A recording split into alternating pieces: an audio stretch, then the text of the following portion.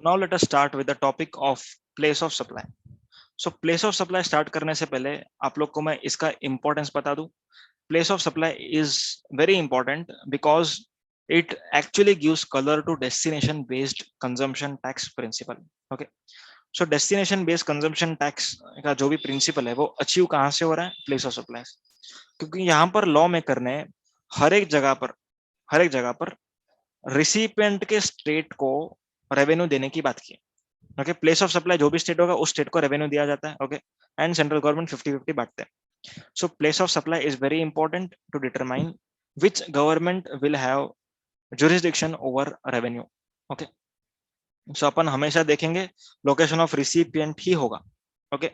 Or we can say the state which is most concerned with that particular supply. Okay. तो यहाँ पर एक छोटा सा प्रिंसिपल आपको ध्यान में रखना है, जैसे चार्ज ऑफ जीएसटी में सीखा था. What are you supplying? अगर आप गुड्स बेचते हो तो आप लोग को क्या चेक करना है? मूवमेंट कहाँ पर है. अगर मूवमेंट इंडिया में है तो सेक्शन 10 एप्लीकेबल हो जाएगा.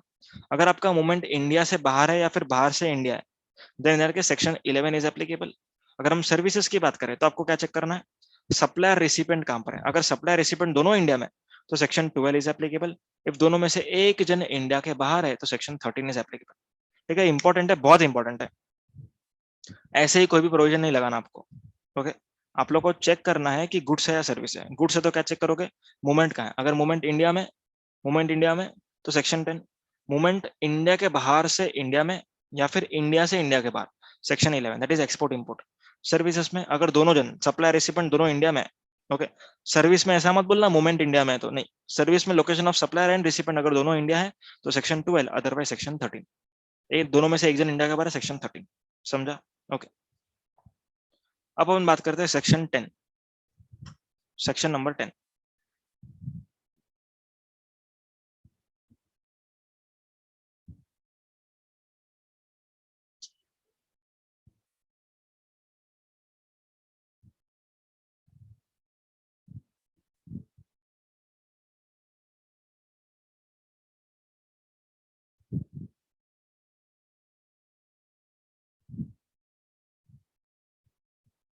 ओके,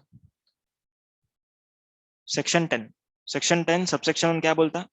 सेक्शन 10 तब एप्लीकेबल हो जाएगा जब मूवमेंट इंडिया में है, बस. सेक्शन 10(1) ये बोलता है. सेक्शन 10(1) का जो फर्स्ट पैरा है वो बोलता है सेक्शन 10(1)(a). 10(1)(a) एकदम सिंपल. अगर supply involves movement of goods, supply involves movement of goods मतलब मेरे को गुड्स बेचने के लिए गुड्स को भेजना पड़ रहा है, then in that case the place of supply would be location of delivery. Location of delivery एकदम simple. Location where goods terminate for delivery to the recipient, ऐसा सब लिखा हुआ है, पर location of delivery is the place of supply. Maharashtra से goods Gujarat भेजा, Gujarat is the place of supply. Section 10(1)(b). 10(1)(b) क्या बोलता है? अगर थर्ड पर्सन इन्वॉल्व है, मतलब यहाँ पर है A, B and C. A is for example से third person, B is the supplier and C is the recipient. Okay, अगर ऐसा वाला ट्रांजेक्शन है and third person directs mister B to supply goods to mister C, अगर ऐसा कुछ है, okay, then in that case जो बी है, ओके, सप्लायर, वो प्लेस ऑफ सप्लाई क्या रखेगा for issuing invoice to A? Answer is location of third person. Okay, and जब थर्ड पर्सन इनवॉइस इशू करेगा तब location of goods is the place of supply. So this is covered by section 10(1)(b) and here it is covered by section 10(1)(c) और 10(1)(a). जैसे भी आप लोग कहना चाहो आप लोग कह सकते हो, आंसर सेम रहेगा. ओके, सो 10(1)(b) में क्या कवर्ड है? Supplier issuing invoice to third person, the place of supply would be location of third person even if goods are delivered to some other location. ये 10(1)(b). Next coming to section 10(1)(c). 10(1)(c) क्या बोलता है? जब supply does not involve movement of goods, जब supply में movement of goods involve होगा ही नहीं, तब जहां पर भी गुड्स होंगे आपके at the time of delivery is the place of supply. Section 10(1)(d) ये कहता है assembly and installation. Okay, assembly and installation. अगर असेंबली एंड इंस्टॉलेशन का केस होगा तो जहां पर भी गुड्स को आपने असेंबल किया है या फिर इंस्टॉल किया है, that is the place of supply. Section 10(1)(e). Section 10(1)(e) क्या बोलता है? When goods are taken on board और अ कन्वेंस, ट्रेन वगैरह जो भी है, ओके, तो जब भी गुड्स को ऑन बोर्ड लिया जाएगा, the place of supply would be the location where goods are taken on board. समझा? So here we complete with section 10. Coming to section 11, okay. Section 11 में सबसे पहले 11A imports, 11B exports. 11A क्या बोलता है? जब इंपोर्ट ऑफ गुड्स होगा, location of importer is the place of supply, and अगर एक्सपोर्ट ऑफ गुड्स होगा, location outside India is the place of supply, that is destination of the goods. समझ में आया? यहाँ पर आपको समझना है एक point, high sea sales, okay. High sea sales are not taxable in GST. जो लास्ट बायर होगा, जो इस गुड्स को क्लियर करवाएगा, he would be liable to पे IGST under section 3 subsection 7 of customs tariff act 1975। समझ में आया? एंड वो जो पर्सन लास्ट बायर है, वो कितने पे जीएसटी पे करेगा? द इंक्रीज्ड वैल्यू, ओके, जो भी वैल्यू एडिशन हुआ है ऑन द सब्सिक्वेंट सेल्स, उसके ऊपर उसको पे करना पड़ेगा। Here we complete with section number 11, okay. अब अपन बात करते हैं सेक्शन नंबर 12 की। सेक्शन नंबर 12, सेक्शन नंबर 12 किसका था बताओ? Section number 12 was for supply of services, ठीक है, जहां पर location of supplier and location of recipient दोनों जन इंडिया में है। If this both are in India, then section 12 is applicable. Section 12 subsection 2 general provision, okay. Section 12 क्या बोलता है? General provision. अगर 12(3) से लेकर के 12(14) तक फिट नहीं होता, 12(3) से लेकर के 12(14) तक फिट नहीं होता, देन इन दैट के सेक्शन 12(2) लगाना। 12(2) ये कहता है कि अगर आपने रजिस्टर्ड पर्सन को सप्लाई दिया, location of registered person would be the place of supply. And अगर आपने अनरजिस्टर्ड को दिया, तो अगर एड्रेस अवेलेबल है, तो वो एड्रेस जो कोई भी स्टेट में, that is the place of supply. अगर अनरजिस्टर्ड को दिया, एड्रेस अवेलेबल नहीं है, तो लोकेशन ऑफ सप्लाई। समझा? 12(2) समझा? 12(3) services directly in relation to immovable property, okay. तो यहाँ पर हम लोग क्या चेक करेंगे? इमूवेबल प्रॉपर्टी का है, ओके। अगर इमूवेबल प्रॉपर्टी इंडिया में है, if immovable property is in India, then location of immovable property is the place of supply. If immovable property is outside India, then location of recipient is the place of supply. समझ में? यहाँ पर registration से कुछ मतलब नहीं। Section 12 subsection 4, section 12 subsection 4 restaurant services, okay. तो restaurant, personal grooming, fitness, beauty treatment वगैरह, कॉस्मेटिक सर्जरी, ठीक है, एकदम डिटेल में अगर आपको वर्डिंग्स जानना है तो यहाँ पर देखो, डिटेल का वर्डिंग यहाँ पर लिखा है, restaurant, catering, personal grooming, fitness, beauty treatment वगैरह वगैरह। तो यहाँ पर लोकेशन जहां पर सर्विसेज परफॉर्म हुआ है, that is the place of supply. समझ में आया? Next is section 12 subsection 5 training and performance appraisal services. यहाँ पर क्या होगा? अगर रजिस्टर्ड को दिया तो location of registered person, unregistered को दिया तो place of performance. Section 12 subsection 6 admission to event, okay. अगर इवेंट में एडमिशन हो रहा है, that is entry fees. So entry fees के लिए जहां पर भी पार्क लोकेटेड है या फिर जहां पर इवेंट हेल्ड हो रहा है, that is the place of supply. Section 12 subsection 7 event management services. So यहाँ पर हम चेक करेंगे रजिस्टर को दिया या अनरजिस्टर्ड को दिया।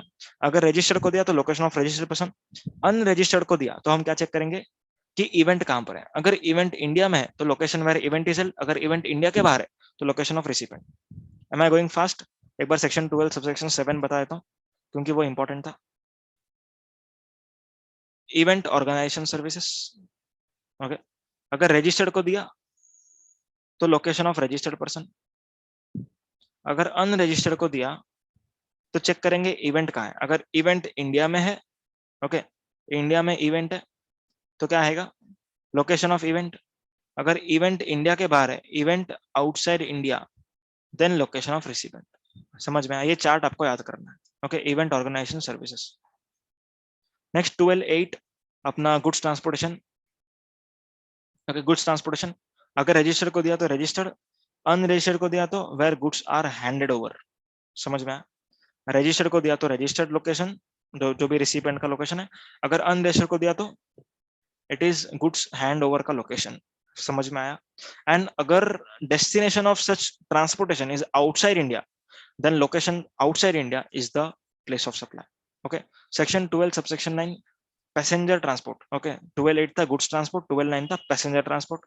रजिस्टर को दिया तो रजिस्टर्ड, अनरजिस्टर्ड को दिया तो जहां पर आप एम्बार्क कर रहे हो फॉर जर्नी, मतलब जहां से आप चढ़ रहे हो ट्रेन में, ओके, ट्रेन में, प्लेन में, कार में, जो भी है, ओके।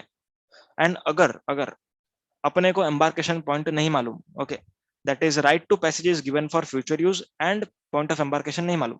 आप लोग को पूरा इंडिया घूमने का पास दे दिया, किधर भी घुमाओ, आज यहाँ से चढ़ो, कल वहां से चढ़ो, तो इन दैट केस क्या होगा? Place of supply it would be as per section 12 subsection 2. That is nothing but general provision. अगर रजिस्टर्ड है तो रजिस्टर्ड, अनरजिस्टर्ड है तो अनरजिस्टर्ड, तो एड्रेस है तो एड्रेस, एड्रेस नहीं है तो location of supply.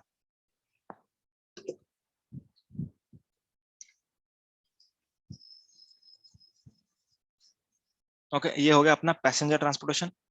Next coming to services on board, section 12 subsection 10. अपन ने सेक्शन 10(1) ही देखा था, याद है? 10(1) में कहता है गुड्स ऑन बोर्ड, यहाँ पर सर्विसेज ऑन बोर्ड. तो सर्विसेज ऑन बोर्ड में रजिस्ट्रेशन इज नॉट मैंडेटरी, मतलब रजिस्ट्रेशन के हिसाब से प्लेस ऑफ सप्लाई चेंज नहीं होगा. It would be fixed, that is first schedule point of departure. Section 12 subsection 11 telecommunication services, market is very important for May 22 exams. Okay, supply of telecom services. Okay, supply of telecom services, यहाँ पर अगर आप लोग leased line से services दे रहे हो, lease line मतलब BSNL का घर पे आपके पास लैंडलाइन है. ओके, तो जहां पर भी वो लैंडलाइन लोकेटेड है, फिक्स्ड लीज लाइन लोकेटेड है, that is the place of supply. और अगर आप लोग पोस्टपेड वाले हो, ठीक है, अभी मेरा पोस्टपेड है, फिक्स प्लानिंग है, 471 रुपीज हर महीना आता है, तो जो भी बिलिंग एड्रेस होगा that is the place of supply. अगर पोस्टपेड नहीं है, अगर प्रीपेड है, okay, if it is a prepaid case, if it is a prepaid case, then in that case selling agent से अगर आपने खरीदा है, तो जो भी एयरटेल है, बराबर, एयरटेल के लिए प्लेस ऑफ सप्लाई क्या होगा? जो भी रीसेलर का लोकेशन होगा that is the place of, okay, location of selling agent. And अगर by any person to final subscriber, okay, any person to final subscriber, जैसे ग्रोसरी स्टोर हो गया या फिर कोई पान पट्टी हो गया, कुछ भी हो गया, तो वहां से अगर आपने खरीदा है, तो जहां पर भी प्री पेमेंट रिसीव किया है या फिर वाउचर बेचा गया, that is the place of supply. Clear? और अगर आपने गूगल पे, पेटीएम से इलेक्ट्रॉनिकली पेमेंट किया, तो location of recipient is the place of. In any other cases, अगर ये केसेस में फिट हो ही नहीं रहा है, और अगर एड्रेस अवेलेबल है, सो लोकेशन ऑफ सच एड्रेस, और अगर एड्रेस भी अवेलेबल नहीं है तो लोकेशन ऑफ सप्लाई. समझा? Section 12 subsection 12 banking and financial sector. Okay, तो यहाँ पर क्या होता है? Location of recipient. अगर लोकेशन ऑफ रिसिपेंट अवेलेबल नहीं है तो location of supplier. Section 12 subsection 13 insurance services, जो ऊपर है, अगर रजिस्टर को दिया तो रजिस्टर, अनरजिस्टर को दिया तो जो भी आपके पास एड्रेस अवेलेबल है in the records of supplier, it is the place of supply. Okay, यहाँ पर अपना सेक्शन 12 सबसेक्शन 13, रजिस्टर को तो रजिस्टर्ड, रजिस्टर्ड को नहीं दिया, अनरजिस्टर्ड को दिया तो location of recipient in the records of insurance company. फिर आता है सेक्शन नंबर 12 सबसेक्शन 14, जो अपन डिस्कस नहीं करने वाले हैं क्योंकि ये इररिलेवेंट चीज है. अगर एडवर्टाइजमेंट सर्विसेज दिया गया है किसको? CG, SG, UT, LA, okay, इन लोगों को क्या दिया गया? Advertisement services. ओके, तो यहाँ पर हर एक स्टेट जहां पर वो एड रन हो रहा है, एडवर्टाइजमेंट प्ले हो रहा है, that is the place of supply. ठीक है, और अगर कॉन्ट्रैक्ट में, मतलब कॉन्ट्रैक्ट इज मिसिंग, कॉन्ट्रैक्ट में टर्म्स नहीं है उसका, so in the absence of contract अपने को क्या अप्लाई करना पड़ेगा? रूल नंबर 3 अप्लाई करना पड़ेगा. ओके, तो उसमें न्यूज़पेपर है तो फिर value paid to newspaper publication, और अगर ट्रेन पे है तो length of track and so on. ठीक है, नॉट वेरी इंपॉर्टेंट, आप उसको इग्नोर कर देना. Here we complete with section number 12 100% पूरा. 10, 11, 12 खत्म. Coming to section 13. Okay, section 13. It is very important section. Section 13 कब अप्लाई होगा? जब सप्लायर या फिर रिसिपेंट दोनों में से एक जन इंडिया के बाहर है. सप्लायर या फिर रिसिपेंट दोनों में से एक जन इंडिया के बाहर है तो लगेगा section number 13. Okay, section number 13 subsection 2, ये जनरल रूल है, मतलब 13(3) से लेकर के 13(12) तक अगर कोई ट्रांजैक्शन फिट नहीं बैठ रहा है तो 13(2) में आएगा, that is called as residual provision. Okay, अगर रिसिपेंट का एड्रेस अवेलेबल है, मतलब इंडिया के बाहर कोई रिसिपेंट है, उसका एड्रेस है आपके पास, हाँ, मिशिगन US है, तो ठीक है, location of recipient is the place of supply. अगर एड्रेस अवेलेबल नहीं है तो सप्लायर. समझ में आया? 13(3) mark it as very important for your May 22 June 22 attempt. Okay, अब 13(3) क्या है? Performance based services. क्या है ये? परफॉर्मेंस बेस्ड सर्विसेज मतलब आपका रिसिपिएंट ने आपको गुड्स दिया है, ओके, फिजिकली गुड्स दिया है, उस गुड्स के ऊपर आप काम करोगे. ओके, सो यहाँ पर place of performance is the place of, मतलब इंडिया के बाहर से अगर समझो कंप्यूटर आ रहा है रिपेयर होने को इंडिया में, ओके, नॉट टेम्पररी पर्पस, बहुत टाइम के लिए रिपेयरिंग करना है, 6 महीना लगेगा रिपेयर करने को. ओके, तो ऐसा अगर केस है, सो रिपेयर कहां पर हो रहा है? इंडिया में, तो प्लेस ऑफ परफॉर्मेंस इंडिया बन गया, India is the place of supply. समझ में आया? और अगर देखो ये किसको अपन दे रहे हैं? इंडिया के बाहर वाले को, लोकेशन ऑफ रेसिपिएंट को, लेकिन नहीं, place of performance is the place of. समझ में आ रहा है? सो हियर इसके ऊपर टैक्स लग जाएगा. समझा? So services supplied on goods which are physically made available by recipient of service. Okay, इस केस में क्या हो जाएगा, place of performance is the place of supply. And अगर इंडिविजुअल का फिजिकल प्रेजेंस लगता है, जैसे कॉस्मेटिक सर्जरी करना है डोनाल्ड ट्रम्प को, तो डोनाल्ड ट्रम्प को इंडिया में आना पड़ेगा, बराबर है. सो उस पर्सन के ऊपर अगर काम हो रहा है, okay, then in that case also place of performance is the place of supply. ऐसा नहीं कि वो यूएस का है तो एक्सपोर्ट, ऐसा नहीं. Okay, place of supply India बन जाएगा उसका. इसके दो एक्सेप्शन है. दो एक्सेप्शन कौन से? इलेक्ट्रॉनिकली मीन्स से गुड्स को ठीक किया गया, जैसे भाई फॉर एग्जाम्पल इन आप लोग की मशीनरी इंडिया में, ओके, आपने यूएस से इंपोर्ट करी थी. अभी यूएस आपका मशीन खराब हुआ, ओके, अब यूएस वाले जो पर्सन है वो लोग रिमोटली चेक कर रहे हैं मशीन का, उन्होंने एक्सेस लिया हुआ है एंड रिमोटली चेक कर रहे हैं, ओके, कि मशीन में प्रॉब्लम किधर है. ओके, तो यहाँ पर परफॉर्मेंस कहाँ हो रही है? यूएस में. तो गवर्नमेंट का टैक्स जाने वाला था यहाँ से, तो गवर्नमेंट ने बचा लिया, उसको एक्सेप्शन में डाल के बोलते हैं कि अगर इलेक्ट्रॉनिकली गुड्स को आप लोग ठीक कर रहे हो तो जहां पर गुड्स है that is the place of supply, not performance. तो US will not be the place of supply, India will be the place of supply. समझ में आया? Next exception, imported temporarily for repairs. देखो यहाँ पर एक्सेप्शन है, मतलब कि location of recipient is the place of supply इन दोनों में.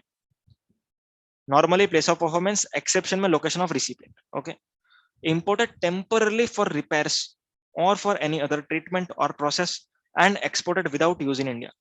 मतलब इंडिया में यूज किए बिना आपने रिपेयर किया, उसको टेम्पररी पीरियड के लिए लाया एंड एक्सपोर्ट कर दिया.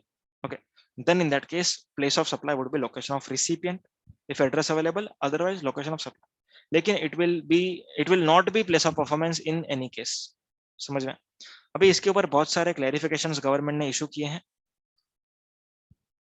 तो इतने सारे क्लैरिफिकेशंस. सबसे पहला, okay, clarification in case of pharmaceutical industry. I was a part of this amendment. जब ये amendment आया तब हम लोग के बहुत सारे clients इस amendment मतलब की राह देख रहे थे. Okay, from service tax regime. So clarification in case of place of supply in case of pharmaceutical sector. Okay, इसमें होता क्या था बेसिक में बता रहा हूँ. इंडिया के बाहर से सैंपल आते थे, उस सैंपल के ऊपर इंडिया में काम होता था, एंड बाद में सैंपल का काम हो गया तो सैंपल इंडिया वाले फेंक देते थे एंड रिपोर्ट्स, ठीक है, जो रिपोर्ट्स होती हैं उसको मेल के थ्रू भेजते थे. सो डिपार्टमेंट यहाँ पर टैक्स मांगने लगा, बोलता है कि इंडिया में सैंपल का टेस्टिंग हुआ, so India is the place of supply. Okay, तो यहाँ पर डिपार्टमेंट का और हमारा लड़ाई चलता था कि output is the report, report तो इंडिया के बाहर जा रही है, ultimate beneficiary is outside India. तो लोग बोलते नहीं, place of performance India, India place of supply नहीं. तो यहाँ पर गवर्नमेंट ने एक नोटिफिकेशन लाया, ओके, जिसमें कहा गया कि फार्मास्यूटिकल सेक्टर में कुछ स्पेसिफिक स्टडीज के लिए, okay, that is called as bioequivalence studies, stability studies, ये सब होता है. ओके, बायो इक्विवेलेंस मतलब कि चूहे को अपन खिलाते हैं, ठीक है, टेस्टिंग होता है. स्टेबिलिटी टेस्टिंग मतलब कि इसका जो शेल्फ लाइफ है वो प्रॉपरली चलेगा या नहीं चलेगा, ओके, उसका टेस्टिंग होता है, ये सब होता है. सो दिस स्टडीज का जो रिपोर्ट जाने वाला है उस केस में place of supply would be called as location of recipient, not where it is perform. समझ में? इंडिया में टेस्टिंग हुआ लेकिन रिसिपिएंट मेरा बाहर वाला है ना, तो location of recipient is the place of. समझा? So this transaction would be called as export of services on fulfilment of this two condition. Agreement होना चाहिए, ओके, एग्रीमेंट होना चाहिए, इधर क्या लिखा हुआ, कॉन्ट्रैक्ट होना चाहिए, एंड एक्सपोर्ट ऑफ सर्विस का बाकी सारा कंडीशन फुलफिल होना चाहिए except place of supply. What are the conditions to be fulfilled to treat any service as export? 5 conditions. Supplier India में होना चाहिए, रिसिपिएंट इंडिया के बाहर होना चाहिए, प्लेस ऑफ सप्लाई इंडिया के बाहर होना चाहिए, फॉरेन करेंसी में पैसा आना चाहिए, and supplier and recipient should not be merely establishment of distinct person. अगर ये पांचों कंडीशन फुलफिल होता है तो कोई भी ट्रांजैक्शन को अपन बोलेंगे एक्सपोर्ट ऑफ सर्विस. आप लोग एक्सेस क्यों कर रहे हो इस पे? Dharmishtha, don't underline over here. Next, ESDM industry. Okay, यहाँ पर इंटीग्रेटेड सर्किट देखा है कभी आपने, जो आपके कीबोर्ड में या सॉरी कीबोर्ड नहीं सीपीयू में लगता है, ठीक है, इंटीग्रेटेड सर्किट्स. सो अगर इंटीग्रेटेड सर्किट आपने डेवलप किया हुआ है, ओके, डेवलप किया, एंड डिजाइन एंड डेवलपमेंटेशन के लिए आप लोग चार्जेस मांगते हो आउटसाइड इंडिया वाले से, so it will be export of service, no doubt. लेकिन आपने पूरा डिजाइन करने के बाद टेस्टिंग किया इंडिया में, ओके, बाहर वाले ने गुड्स भेजा, बोला कि इसके ऊपर टेस्ट करो, तो आपने टेस्टिंग का सर्विस परफॉर्म किया इंडिया में, सो क्या पूरा ट्रांजेक्शन का प्लेस ऑफ सप्लाई इंडिया बन जाएगा? Answer is no, it will be still outside India because the principal nature was outside India. ठीक है, लेकिन अगर आपका मेन काम था testing the kits, then the place of performance would be the place of supply. Next, place of supply for cutting and polishing activity for diamond. Okay, temporarily India में import हुए and then उसको India में use करे बिना आपने export कर लिया। Okay, उसको कटिंग पॉलिशिंग किया एंड एक्सपोर्ट किया। The place of supply would not be place of performance but it would be location of recipient. Then supply of repair, maintenance, overall services, okay, in case of aircraft and ship।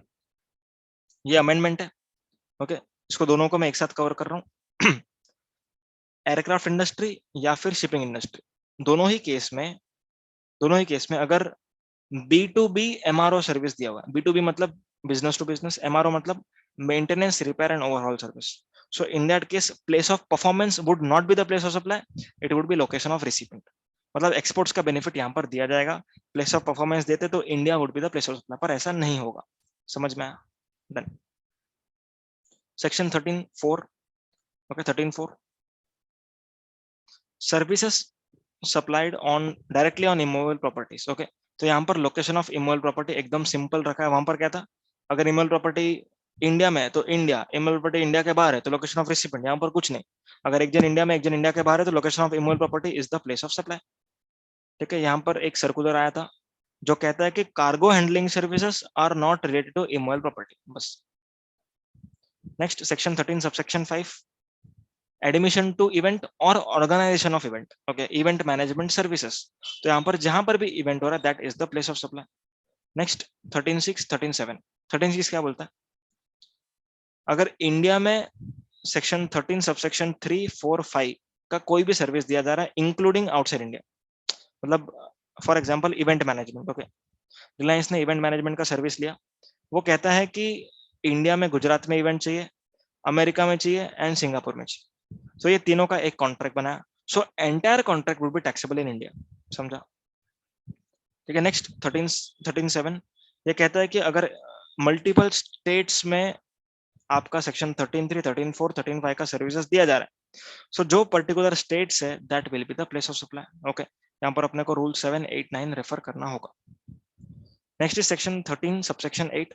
Section 13(8) is only the section which expressly deviates from the place of supply provisions। Okay, जो destination provision है, okay, उसको override करता है section 13 subsection 8, जो कहता है कि place of supply would be location of supplier in case where services are supplied by bank, financial institution और NBFC to account holders, okay, और intermediary services that is agents commission वगैरह। Next, hiring of all means of transports including yacht other than vessel और aircraft up to 1 month. Okay, so अगर आपने transportation का mode को hire किया है other than vessel aircraft, so vessel aircraft is nothing but उसमें section 13(2) लग जाएगा। ओके, वेसल एयरक्राफ्ट को छोड़ करके दूसरा कुछ है एंड अप टू 1 मंथ है। ओके, अप टू 1 मंथ है एंड वेसल एंड एयरक्राफ्ट को छोड़ करके कुछ है, देन लोकेशन ऑफ सप्लायर। अगर मोर देन 1 मंथ है तो location of recipient. Okay, section 13(9), transportation of goods other than mail और courier, place of destination of such goods. यहाँ पर डिपार्टमेंट का एक क्लैरिफिकेशन है, अगर सैटेलाइट सर्विसेज प्रोवाइड की गई है, ओके, जिसके कस्टमर्स इंडिया के बाहर है, ओके, तो यहाँ पर क्या होगा, जो भी ये ट्रांजैक्शंस है, okay, that will be called as zero rate supplies if customers are located outside India. Okay, the place of supply has to be determined as per section 13(9), okay, or 12(8). that is goods transport के हिसाब से हम इसका determination करेंगे। अगर customers India में है तो 12(8) लगेगा, कस्टमर्स इंडिया के बाहर है तो 13(9) लगेगा। 13(9) बोलता है कि place of destination, satellite India के बाहर छोड़ा है तो इंडिया के बाहर is the place of supply, customer India में तो इंडिया में छोड़ा होगा, सो जहां पर भी 12(8) एप्लीकेबल है उस तरीके से करेंगे। रजिस्टर्ड पर्सन, अनरजिस्टर्ड पर्सन तो handed over. Okay, passenger transportation simple, जहां पर भी पैसेंजर ने एम्बार्क किया जर्नी के लिए वो। Then services on board, first schedule point of departure, then OIDR services, okay, जो इंटरनेट के मोड से प्रोवाइड की जाती हैं जैसे Google ads, web hosting, then cloud management, all this cases location of recipient would be the place of supply. समझ में आया? So here we complete with section 13। अब यहाँ पर रूल नंबर 4 से लेकर 9 तक देखेंगे एंड देन सेक्शन 14 में फटाक से वाइंड अप करूंगा। ओके, रूल नंबर 4 से लेकर के रूल नंबर 9 तक क्या बोलता है ये सुनो।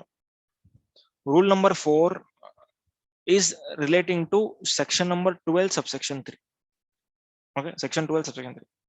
अब रूल्स अपने को कब लगाना है वो समझो। रूल्स हमें तब लगाना है जब एग्रीमेंट में लिखा नहीं है ओके कि ये स्टेट मतलब कितना वैल्यू ऑफ सप्लाई इस स्टेट में, कितना वैल्यू ऑफ सप्लाई इस स्टेट में, तो अपने को रूल्स लगा करके मालूम करना है। ओके, एग्जांपल से साथ बताऊंगा।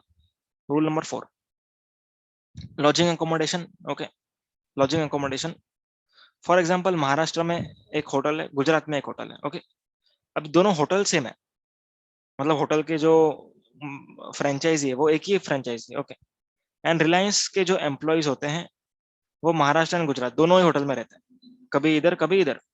ओके, एंड ये लोग एक कंसोलिडेटेड अमाउंट का कॉन्ट्रैक्ट है इनका। ओके, से 1 lakh rupees. Okay, 1 lakh rupees का है, और यूं कह लो कि नंबर ऑफ नाइट्स के हिसाब से। ओके, सो जो 1 लाख का कॉन्ट्रैक्ट है इसको डिवाइड करना पड़ेगा in the ratio of number of nights stayed by its employee in Maharashtra, number of nights stayed by its employee in Gujarat। Okay, इसको अपन डिवाइड करेंगे कौन से रेशियो पर, नंबर ऑफ नाइट्स। समझ में आया। और अगर कोई इमोरल प्रॉपर्टी कॉन्टेजियस स्टेट में, फॉर एग्जांपल ये आपका बॉर्डर है महाराष्ट्र गुजरात का। ओके, एंड ये होटल यहाँ पर है, तो ये महाराष्ट्र है एग्जांपल एंड ये है गुजरात। ओके, एंड इस होटल में रहे ये लोग, तो यहाँ पर कौन से रेशियो में होटल को इनवॉइसेस बनाने पड़ेंगे, in the ratio of area of immoral property. समझ में आया, क्लियर है। नेक्स्ट, अगर हाउस बोट में है, मतलब केरला से आप लोग तमिलनाडु गए हाउस बोट में। ओके, तमिलनाडु में कुछ टाइम रहे, वापस से आप आ गए केरला में, तो यहाँ पर क्या होगा, place of supply, place of supply would be the time spent. Okay, time spend in Kerala, time spend in Tamil Nadu. Okay, जो भी सप्लायर डिक्लेयर करेगा उस हिसाब से करेंगे। Next, organisation of event. ठीक है, 12(7) ऑर्गेनाइजेशन ऑफ इवेंट। तो यहाँ पर क्या होगा, जो भी generally accepted accounting principles, generally क्या होता है, जितने दिन इवेंट हुआ उस हिसाब से कर सकते हैं। ओके, जैसे भी आपको करना करो, event organisation. Then leased circuit, जो टेलीकम्युनिकेशन वाला था ना वो, तो यहाँ पर number of points lying in state, number of points, मतलब महाराष्ट्र में अगर 10 पॉइंट है, ठीक है, तो महाराष्ट्र में 10 पॉइंट, गुजरात में 5 पॉइंट, सो 10:5 में डिवाइड किया जाएगा। ओके, समझ में आ रहा है। So in the case where circuit between 2 points, the starting point and end point, ठीक है, मतलब दोनों पॉइंट में प्लेस ऑफ सप्लाई होगा। और अगर महाराष्ट्र में ज्यादा पॉइंट है उसमें कम है, तो जो भी जितने पॉइंट्स है उसके रेशियो में किया जाएगा। Okay, next. अब ये सेक्शन 13 का रिलेटेड है। Okay, rule 4, rule 5 and rule 6 was related to section 12 and rule 7, 8, 9 is for section number 13। Rule 7, अगर गुड्स के ऊपर सर्विस दिया है या फिर इंसान के ऊपर सर्विस दिया है, ठीक है, वो इसमें कवर हो जाएगा। Okay, so in case where services supplied on the same goods. Okay, मतलब अगर कोई पर्सन आपने आपको गुड्स भेजा है, ठीक है, एंड आप उस गुड्स के ऊपर सर्विसेज देने वाले हो, दो अलग स्टेट में आपने गुड्स को रिपेयरिंग के लिए भेजा है। Okay, so in that case आपको दोनों ही स्टेट में इक्वली डिवाइड करना होगा। Okay, if services are provided on same goods then same divide करना, मतलब 1:1 में डिवाइड करना। ओके, और अगर डिफरेंट गुड्स है तो in the ratio of original value of invoice. Okay, जितना भी इनवॉइस वैल्यू होगा उस रेशियो में आपको स्टेट में डिवाइड करना है। एंड अगर किसी इंसान के ऊपर सर्विस दिया गया तो generally accepted accounting principle, example Donald Trump को सर्जरी करना है। ओके, सो फेस का सर्जरी महाराष्ट्र में अच्छा होता है, नोज का सर्जरी फोर्टिस के गुजरात में अच्छा होता है। ओके, सो फोर्टिस हॉस्पिटल एक ही है, Fortis Maharashtra for face, Fortis Gujarat for nose. So दोनों में दिया अपन ने। ओके, सो डोनाल्ड ट्रम्प को जो हम इनवॉइस इशू करेंगे उसमें जनरली एक्सेप्टेड अकाउंटिंग प्रिंसिपल के हिसाब से फोर्टिस को महाराष्ट्र एंड गुजरात में प्लेस ऑफ सप्लाई को डिवाइड करना होगा।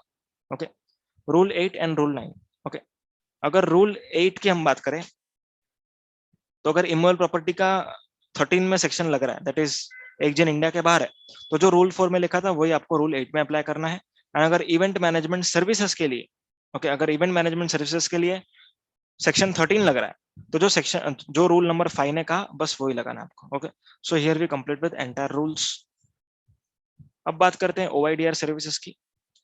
एक बार मैं डेफिनेशन पढ़ूंगा ओआईडीआर का।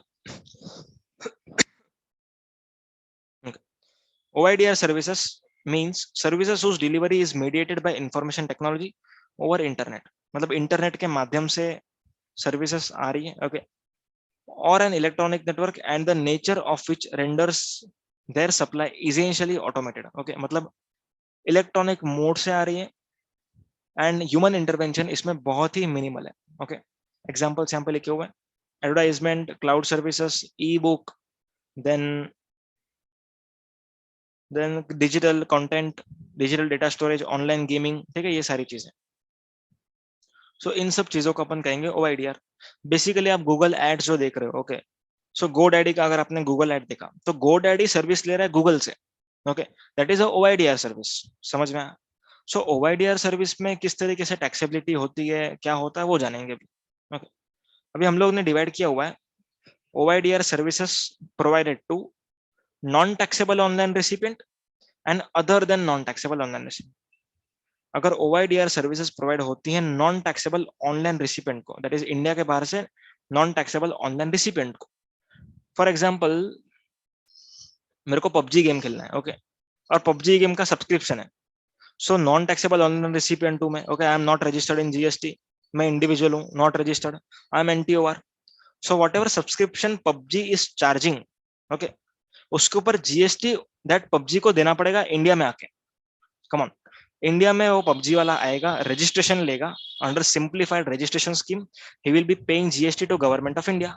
समझ में आया? ओके, इंडिया में उसको रजिस्ट्रेशन काम पे लेना है, बैंगलोर में रजिस्ट्रेशन लेना है उसको. Okay, so OIDR services provided to NTOR, that is non-taxable online recipient.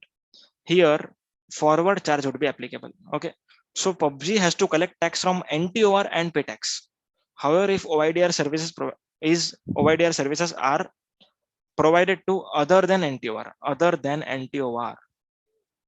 okay, OIDR services India के बाहर वाला है, इंडिया में अदर देन NTOR को दिया, दैट इज बिजनेस एंटिटी को दिया, फॉर बिजनेस पर्पस, और रजिस्टर्ड पर्सन को दिया.